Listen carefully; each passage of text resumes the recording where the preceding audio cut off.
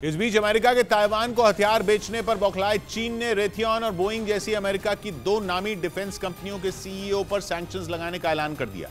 हाल ही में इन दोनों कंपनियों ने ताइवान के साथ हथियारों की डील की थी और चीन ताइवान को अपना हिस्सा बताता है। उसने ताइवान को अपने नक्शे में मिलाने की कसम खाई हुई है।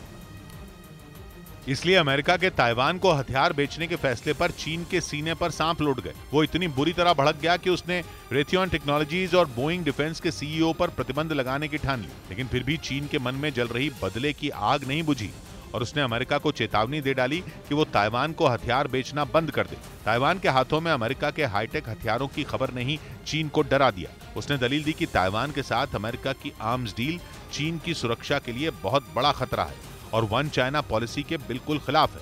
हालांकि अमेरिका भी वन चाइना पॉलिसी की वजह से ताइवान को आधिकारिक तौर पर मान्यता नहीं देता, लेकिन वो ताइवान को सैन्य साजो सामान देने वाला मेन सप्लायर है। और अभी 2 सितंबर को ही बाइडेन प्रशासन ने अपनी संसद को बताया था कि वो ताइवान को हथियार बेचना चाहता है।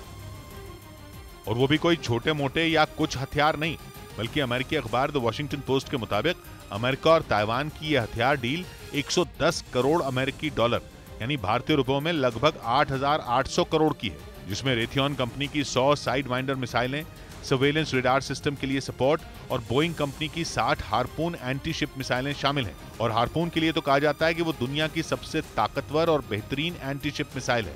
यही वजह है कि 30 से ज्यादा देशों की सेनाएं हार्पून मिसाइल का इस्तेमाल करती हैं। हार्पून एंटी शिप मिसाइल जंगी जहाजों को भी उड़ा सकती है और अपने एक वार से जमीन पर भी अपने टारगेट को ढेर कर सकती है। और तो और वो अपने दुश्मन के हाथ में आए बिना किसी भी दिशा से उस पर फट सकती है। हार्पून पानी के ठीक ऊपर उड़ती है, जिसकी वजह से उसके शिकारियों को उसकी भनक ही नहीं लगती।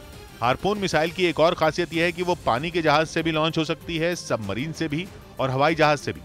और माना जा रहा है कि ताइवान से ऐसी खतरनाक मिसाइलों की डील को अमेरिकी संसद मंजूरी दे सकती है। इसलिए चीन ने रेथियॉन टेक्नोलॉजीज और बोइंग डिफेंस पर एक्शन लेने की तैयारी कर ली।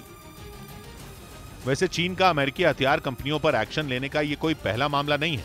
अभी फरवरी में भी चीन ने रेथियॉन और लॉकहीड मार्टिन कंपनी पर नकेल कसने का फैसला किया था, क्योंकि तब अमेरिका ने ताइवान को पेट्रियट मिसाइल का अपग्रेडेड वर्जन देने का ऐलान किया था। हालांकि चीन ने यह साफ नहीं किया कि उसके ताजा प्रतिबंध कैसे होंगे और उनका अमेरिकी डिफेंस कंपनियों और उनके सीईओ पर क्या असर पड़ेगा। इस तरह के सैंक्शन आमतौर पर सिर्फ सख्त रुख दिखाने के लिए ही होते हैं, जमीन पर उनके मायने बहुत ज्यादा नहीं होते।